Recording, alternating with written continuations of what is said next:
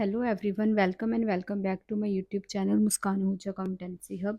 सो students, आज हम revision करने जा रहे हैं एडमिशन ऑफ पार्टनर की। ठीक है, ये हमारा टॉपिक कंप्लीट हो गया था क्लास में। आज हम करेंगे उसका एक overview. Okay, firstly admission of partner में हमारे कौन कौन से टॉपिक्स कवर होते हैं। ठीक है, फर्स्ट वन तो हमारे पास है न्यू प्रॉफिट शेयरिंग रेशो, जिसमें हमने न्यू प्रॉफिट शेयरिंग के रेशो कैलकुलेट करनी है। ओके, सेकंड वन है हमारे पास ट्रीटमेंट ऑफ गुडविल, हमने गुडविल को कैसे ट्रीट करना है जो न्यू पार्टनर लेके आ रहा है। ठीक है, ओके। थर्ड वन है हमारे पास workman compensation reserve, investment fluctuation reserve, revaluation account. यही हमारे पास मेन टॉपिक्स हैं जिसे हमने कवर करना है अपने आज के लेक्चर में। ठीक है, जो हमारे लिए मस्ट है from the point view of admission of partner. So first है हमारे पास न्यू प्रॉफिट शेयरिंग रेशो। हम न्यू प्रॉफिट शेयरिंग रेशो को कैसे कैलकुलेट करेंगे, इसके हमारे पास अलग अलग डिफरेंट केसेस हैं। ठीक है, डिफरेंट केसेस हमारे कौन से हैं। फर्स्ट तो हमारे पास जब गिवन है ए और बी हमारे पार्टनर्स हैं इक्वल रेशो के, 1:1 रेशो के। सी एडमिट विद 1/5 शेयर, हमने सी को एडमिट कर लिया 1/5 शेयर के साथ। ओके, अभी यहाँ पे हमारे पास और कोई इंफॉर्मेशन नहीं गिवन कि सी को किसने कितना शेयर दिया, कुछ भी नहीं गिवन। सो हम कौन सा केस मान के चलेंगे यहाँ पे, लेट टोटल शेयर, हमारे पास टोटल शेयर कितना है, that is equals to 1। Okay, और अब हम जो सी शेयर लेके आए 1/5 है, अब हम रिमेनिंग शेयर निकालेंगे। रिमेनिंग शेयर हमारा कैसे निकलता है, 1 - 1/5। ठीक है, हमने एलसीएम ले लिया 5, 5 - 1 दैट इज 4/5 है जो हमारे पास रिमेनिंग शेयर आ गया। अब हमने ए का न्यू शेयर निकालना है, उसको ओल्ड शेयर को जब हम रिमेनिंग शेयर के साथ मल्टीप्लाई कर देंगे हमारे पास आ जाएगा new share that is 4/10। B का आ गया 1/2 into 4/5, again same that is 4/10। जो सी है वो कितना शेयर लेके आया 1/5, अब उसका हम डिनोमिनेटर इक्वल करेंगे दैट इज 2/10। सो हमारे पास जो शेयर रेशो आई है 4:4:2 कितनी बनी, 2:2:1 सिंप्लीफाई करके हमारे न्यू पार्टनर्स की रेशो। ओके, अब जो नेक्स्ट सेकंड केस है हमारे पास, उसमें हमारे पास क्या गिवन है ऐसा, उसमें गिवन होगा A and B are partners of 1:1 ratio. ठीक है, C admit with 1/5 share which he acquired from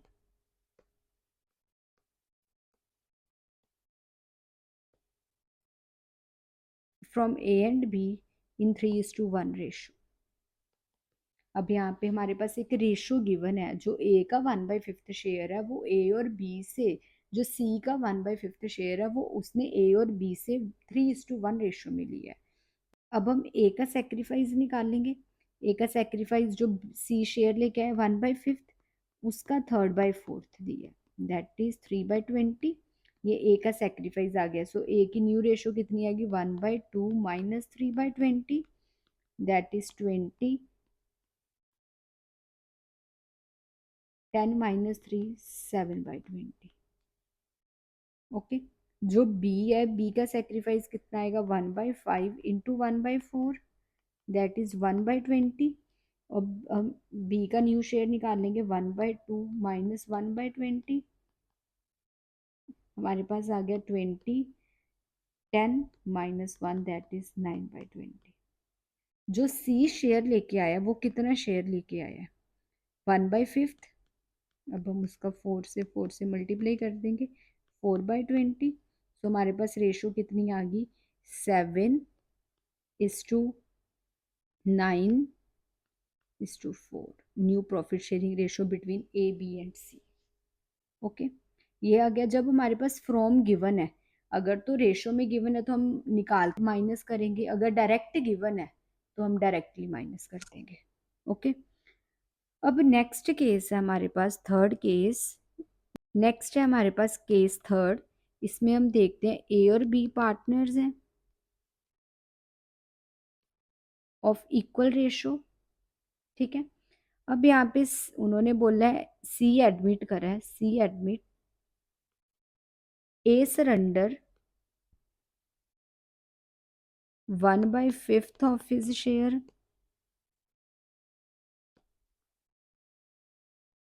and B surrenders 1/10 of his share. ठीक है। अब पहले हम सेक्रीफाइस निकालेंगे। A is sacrifice 1/2 into 1/5। B का आ गया 1/2 into 1/10, that is 1/20, that is 1/10। अब हम ए का न्यू शेयर निकालेंगे 1/2 minus 1/10, 10, 5 minus 1 that is 4/10। A का न्यू शेयर आ गया। बी का निकालेंगे 1/2 माइनस 1/20, 20 आ गया, 10 माइनस 1 दैट इज 9/20। और जो सी का शेयर आएगा हमारे पास वो आएगा 1/10 प्लस 1/20। हमारे पास यहाँ पे आ गया 22 प्लस 1 दैट इज 3/20। हमारे पास new profit sharing ratio partners की कितनी आ गई। ठीक है। सो अब देखो हमारे पास जो न्यू रेशो आ रही है वो आ रही है 4/10 इज टू 9/20 इज टू 3/20। पहले हम ए का डिनोमिनेटर सेम करेंगे, दैट इज 8/20, 9/20, 3/20। तो हमारी रेशो कितनी आ गई 8:9:3। ओके। सो ये हो गया हमारा कंसेप्ट क्लियर। अब नेक्स्ट कंसेप्ट है हमारे पास treatment of goodwill. Treatment of goodwill में हमने क्या देखना है।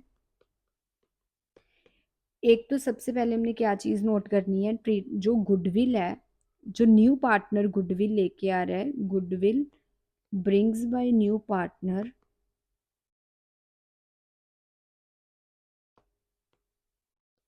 is divided among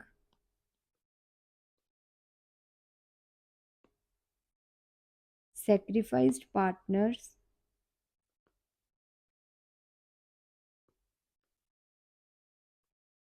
in their sacrifice ratio।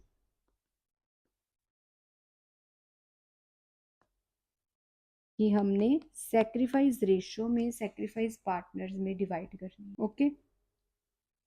अब देखो नेक्स्ट जो है हमारे पास, हाँ अब अगर कोई गुडविल लेके आ रहा है तो उसकी हम जर्नल एंट्री क्या डालेंगे। गुडविल और कैपिटल लेके आ रहा है, bank account debit to C's capital account to premium for goodwill account. ठीक है। बैंक अकाउंट में जैसे सपोज वो 90,000 लेके आया, 80,000 उसका कैपिटल का, 10,000 उसका गुडविल का। ठीक है।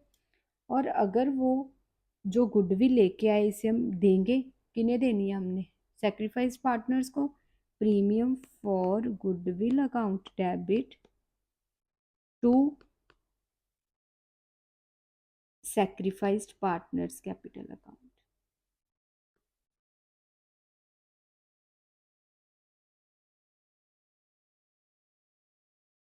ओके। और अगर उन्होंने विदड्रॉ करवानी है तो हमारी एंट्री क्या होएगी, sacrificed partners capital account debit to bank और कैश अकाउंट।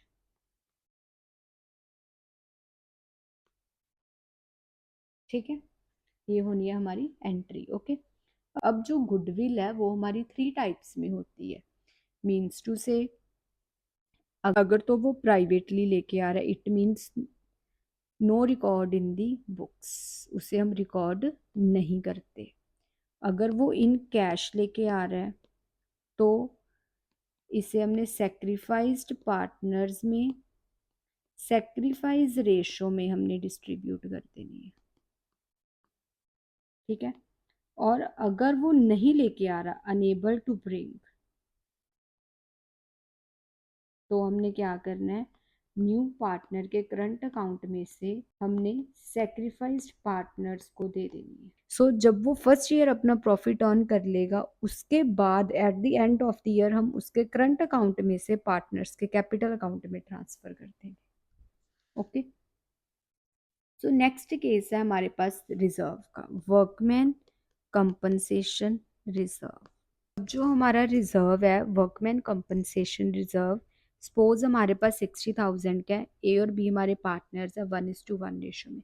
कोई भी अगर हमारा रिजर्व हो, वर्कमैन कंपनसेशन रिजर्व हो, इन्वेस्टमेंट फ्लक्चुएशन रिजर्व हो, एडवर्टीजमेंट सस्पेंस हो, अगर जब हमने न्यू पार्टनर की एडमिशन करनी है, उसे हमने पहले ओल्ड पार्टनर्स में ओल्ड प्रॉफिट शेयरिंग रेशो में हमने डिस्ट्रीब्यूट कर देना है, ठीक है, ताकि न्यू पार्टनर के आने पे उस पर कोई भी इफेक्ट ना पड़े। ओके, सो केस 1 है हमारे पास रिजर्व है 60,000 का, ए और बी हमारे पार्टनर्स है 1:1 रेशो के। केस 1 है when no information is given, मतलब कि इसमें हमारे पास क्लेम नहीं गिवन। अगर क्लेम नहीं गिवन, कुछ भी इंफॉर्मेशन नहीं गिवन, हमने डायरेक्टली एंट्री डाल देनी है, workman compensation reserve account debit to A to B, हमने उनकी पुरानी रेशो में हमने उसे डिस्ट्रीब्यूट कर देना। हमारे पास 60,000 है, 30,000 हमने दोनों को दे दिया।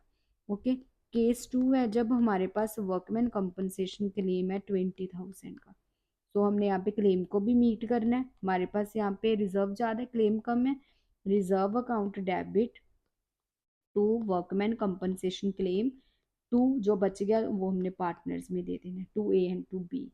60,000, 20,000 का क्लेम है, 20,000 मैंने ए को दे दिया, 20,000 मैंने बी को दे दिया। ओके, अब जो केस 3 है हमारे पास, वो है वर्कमैन कंपनसेशन क्लेम है हमारे पास 60,000, ठीक है। तो ये मेरा इक्वल है, तो मेरी आ गया workman compensation reserve account debit to workman compensation claim account 60,000, 60,000।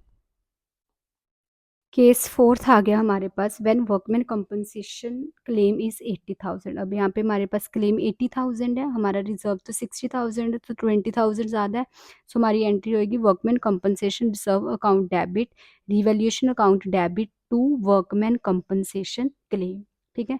यहाँ पे हमारे पास आ गया रिजर्व हमारे पास 60,000 का है, 20,000 हमने रिवैल्यूएशन से ले लिया और 80,000 चला गया हमारा क्लेम में। अब यहाँ पे हमने 20,000 है जो रिवैल्यूएशन, ये लॉस है, ये अब हमने पार्टनर्स को देना है, ठीक है। पार्टनर्स में लॉस डिस्ट्रीब्यूट होएगा, A debit, B debit to revaluation account,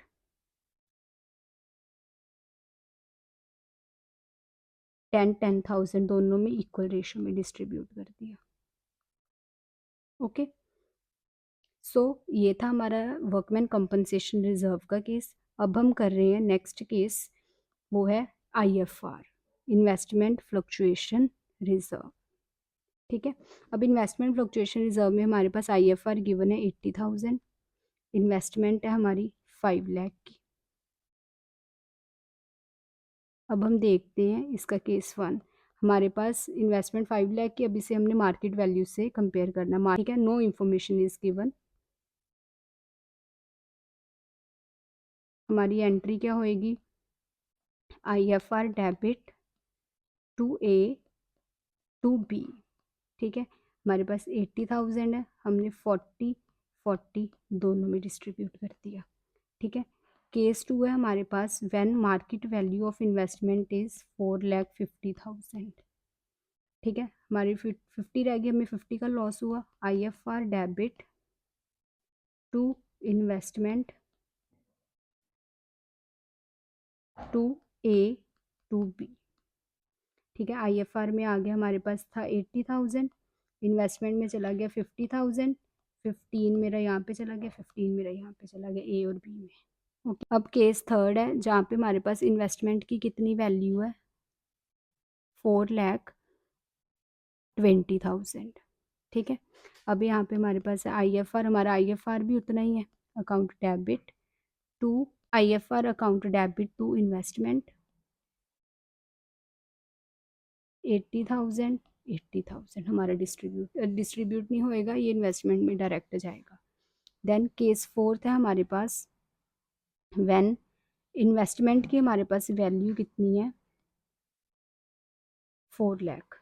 अब 1 लाख का लॉस हो गया हमारे पास, तो IFR 80,000 है, सो IFR डेबिट, साथ में हम करेंगे रिवैल्यूएशन को debit to investment account.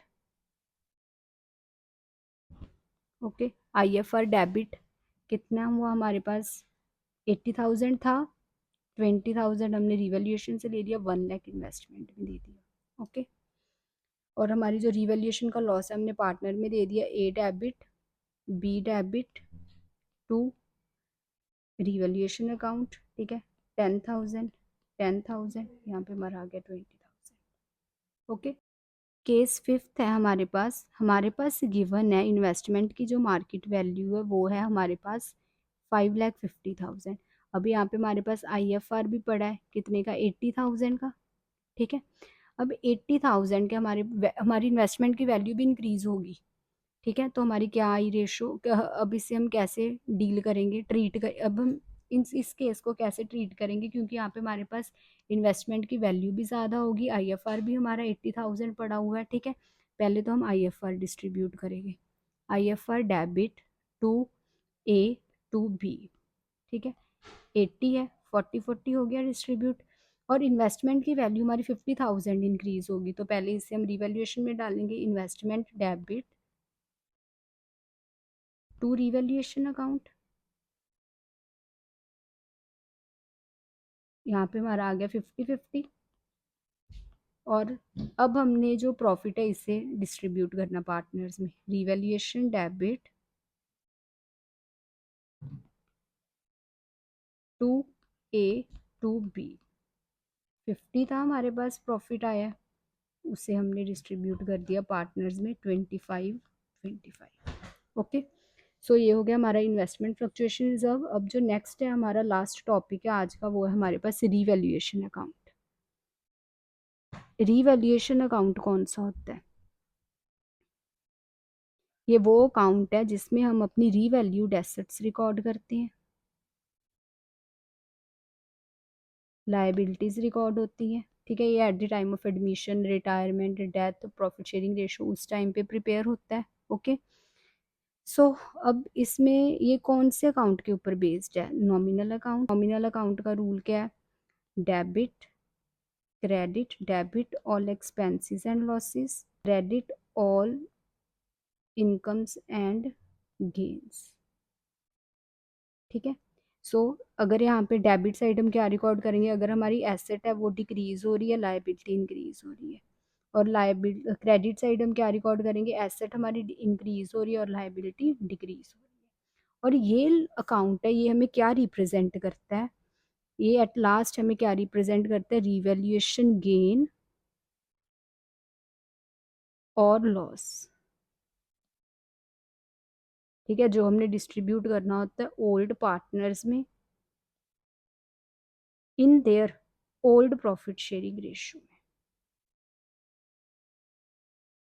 Okay, अगर कोई हमारी अनरिकॉर्डेड एसेट लाइबिलिटी हो उससे भी हम रिकॉर्ड कर सकते हैं। ठीक है, सो ये हमारा हो गया रिवैल्यूएशन अकाउंट। सो स्टूडेंट्स, ये था हमारा आज का टॉपिक। आज हमने एडमिशन ऑफ पार्टनर का सारा फुल फ्लेज चैप्टर कर लिया है as a overview. So please students do subscribe, like, share and comment. Thank you so much.